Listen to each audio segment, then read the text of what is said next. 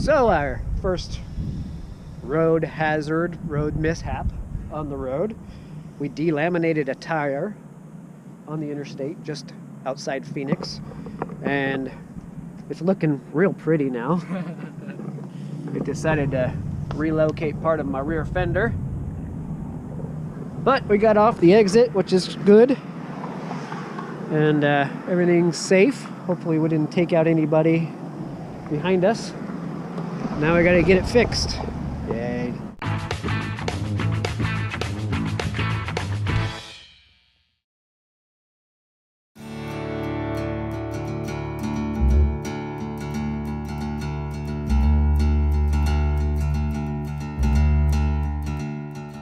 So here's Hagrid looking worse for wear. Pretty good amount of damage on the fender, more than I thought originally, so that's going to be an awesome insurance claim. And here we are at Firestone, waiting for Hagrid to go in and get 4 new tires. Bang, $1,000, right like that. Oh well, it's part of the adventure, I guess, right? Part of the adventure? Yeah.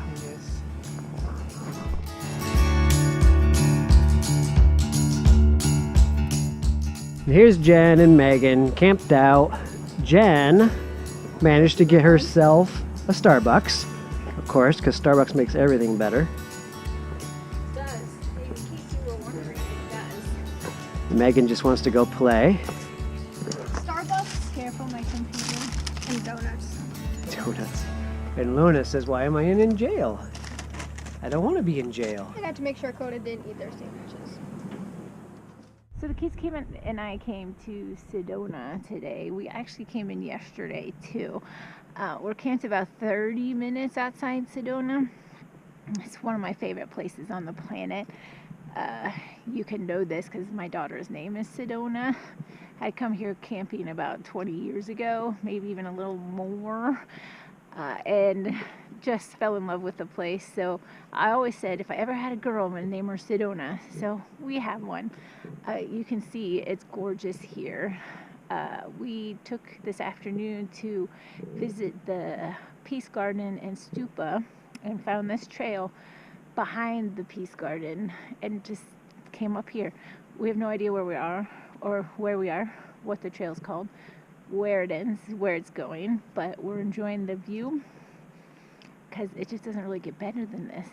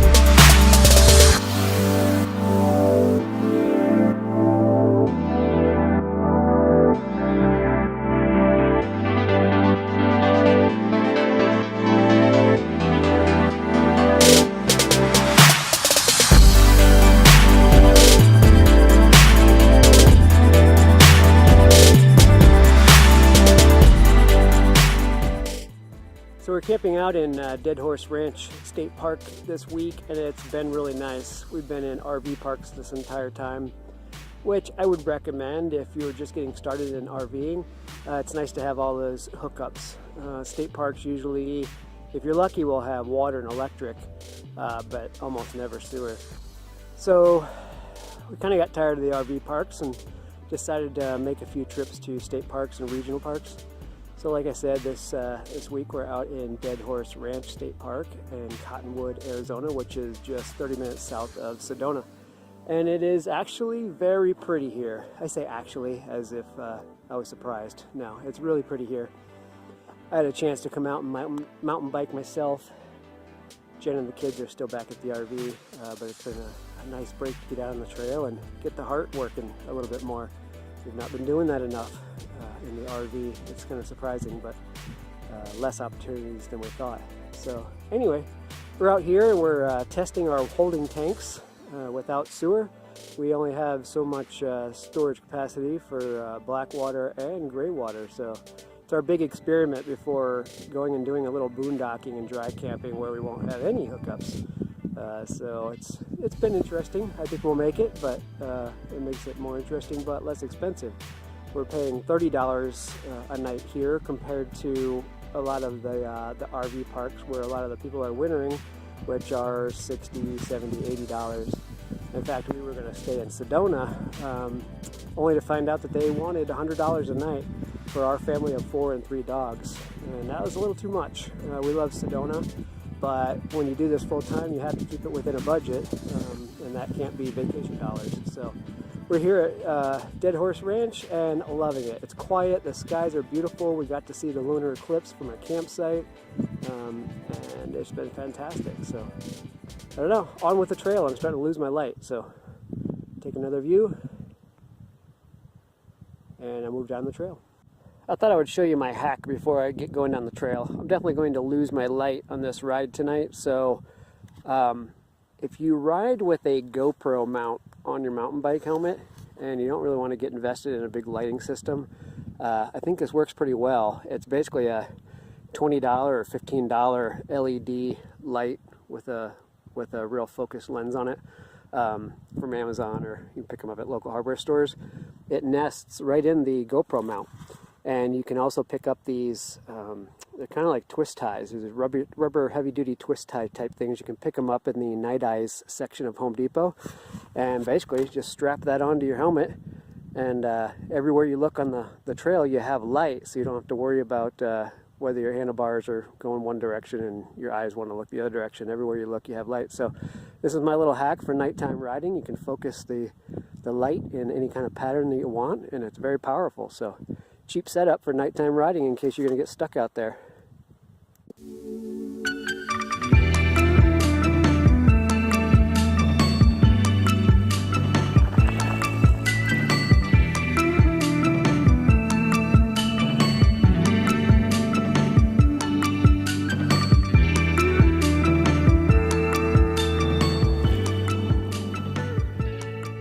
So we came to Cathedral Rock today in Sedona, and Jen and the kids let me tag along this time. It's Friday. Get to go do some hiking, but it's very pretty. Did you have something to say? No. You tapped on his shoulder. No, I was saying it's okay. Yeah. It's very pretty. It's a good climb to get up here for sure. A lot of huffing and puffing out of the trail of humans coming up here, but certainly worth it, as they always say. Isn't that pretty? So you say it's a vortex? It's a vortex, yes. It is a vortex? It's one of those Sedona vortexes where it's a lot of energy. Oh. And I'll be completely open and honest. I flew a drone up in here, not realizing it was a vortex. Not realizing how many people were actually in here. And yeah, I won't do that again. But live and learn, I guess. So I learned my lesson. Anyway. We don't always know where the trail goes, except I did this trail about 22 years ago with a friend when we came down here for the weekend, Dia and I. So I kind of knew there were people up here, but... I didn't. I thought I was flying up and away from people and being conscious, and no, I flew into a notch where basically the trail summits, and that was probably really annoying for people. So if you were one of those people watching our video, sorry. He didn't know. Someone told us there was a sign later. Yeah, we learned later. So anyway, yeah, don't take your drone off when there's a bunch of people either. So. But come hike Sedona. It's gorgeous. There's so many gorgeous hikes. Even Sedona thinks it's beautiful. Yes. So yes, I do. I do think it's beautiful. She never wants to leave. I do. I think it is.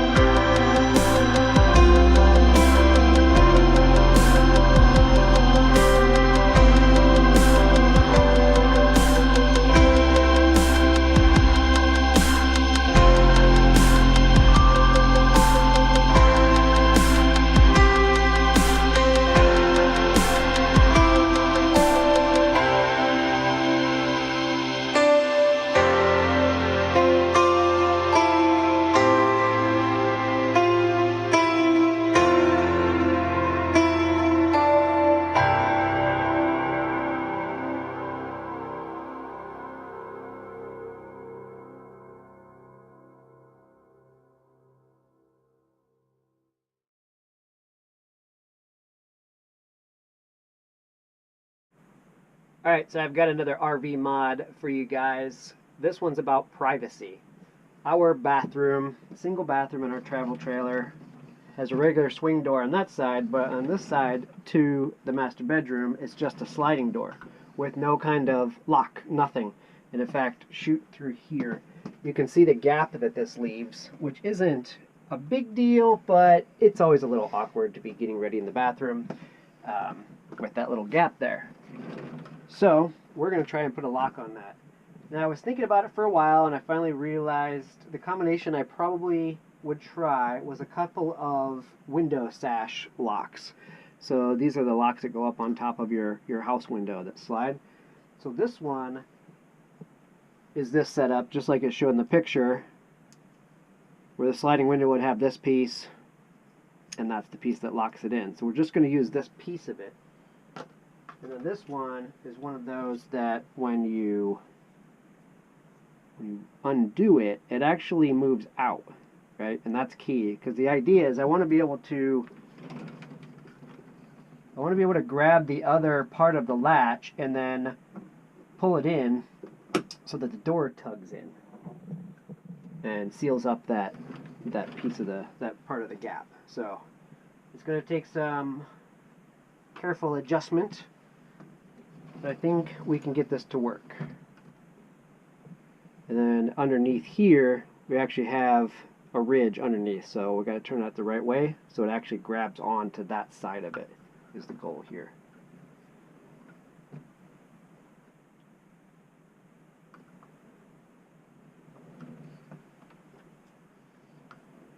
I need a third hand.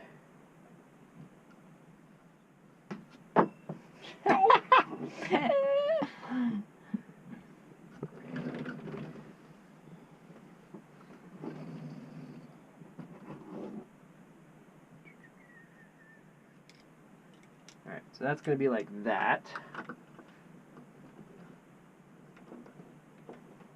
Close. Okay, right about there.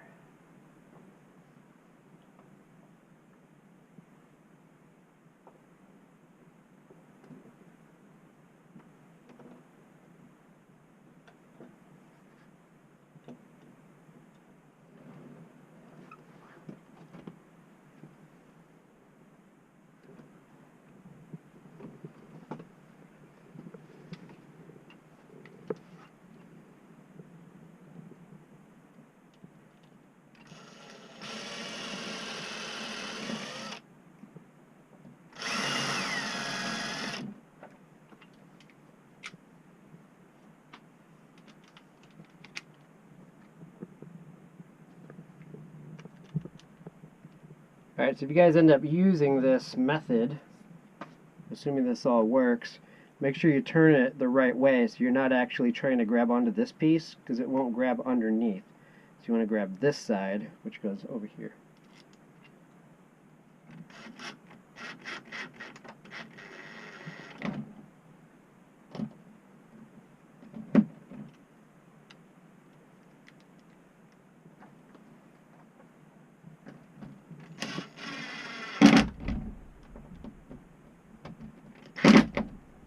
Alright, so we got that piece on.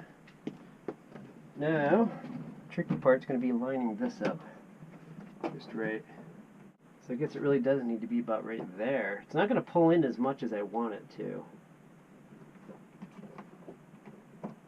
I wish I had power tools. Power tools make everything better. Alright, so I'm going to put it right there.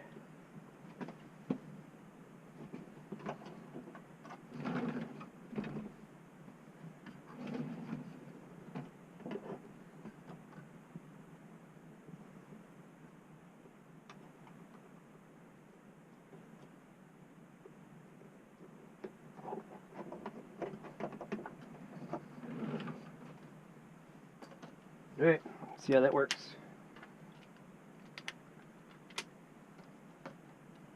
We've had a few moments where somebody was in here doing what you do in a restroom, and someone else has managed to walk in at that very moment, which is always an awkward situation. So we're going to try and fix that. That's one downside about so many people living in on an RV with one tiny little bathroom and a door that doesn't lock.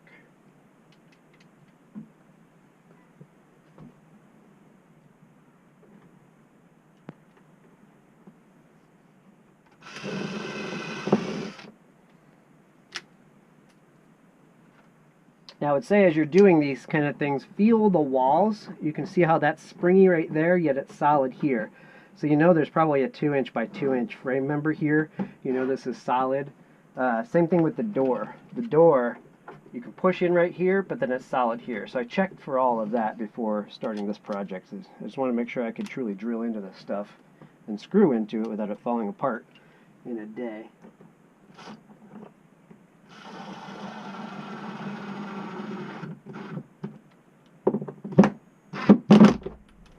Alright, here's the moment of truth. So we close that, put it a little bit farther. Might need to put a little hold here.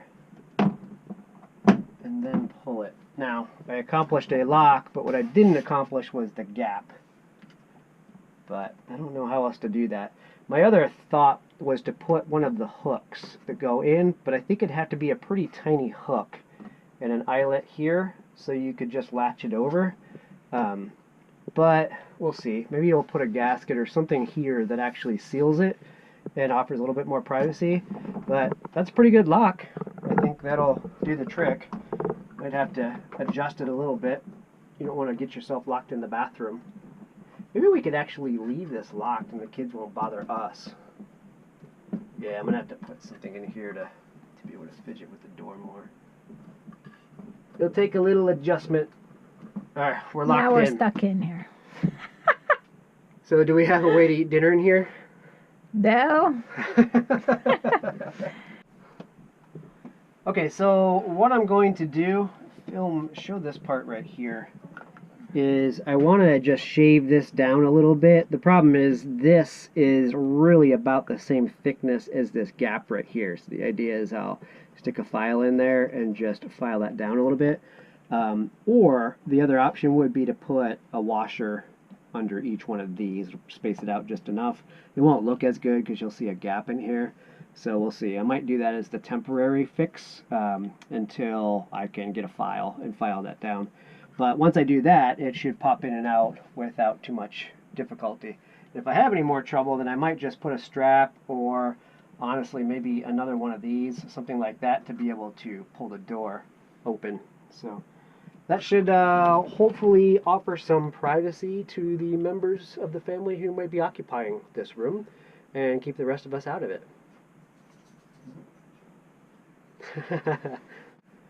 Alright, so I went ahead and put those washers in to space it out, and it was actually just enough of a spacing to allow it to work correctly, so here we go. So now that the washers are in there, go ahead and flip the door, latch it, it's locked, and then we undo it, and all you have to do is push the door past it, flip that up, open it up. Then your lock is out of the way, it's clean. One of my concerns was something snagging on this, but I think where it is and it's smooth, I don't think we'll have that issue. But what we do have is a lock, which will be nice to have some privacy. That's it. So yeah, let us know in the comments if you guys try that, or maybe if you have another way of locking a sliding bathroom door. I think when people move on to an RV, that becomes a big issue, and everybody's looking for a way to find their privacy in an RV. So let us know in the comments below. Thanks for watching. So just an update on the sliding door latch for our bathroom. It didn't pull the door in as much as I would have liked, so I went ahead and got some gasket material. It's ribbed profile home auto and marine self-stick weather sealed. So it's stuff that looks like this. So it's about a 1/2 inch thick and basically aligned the side of the door so that it seals up and provides a little bit more privacy. So it's worked pretty well. I think we've generally left this door shut now that I have a lock on it. So it's kind of helped that it actually is sound deadening as well. So we just kind of leave it there, and everybody's got a sense of privacy. So it's worked out pretty well.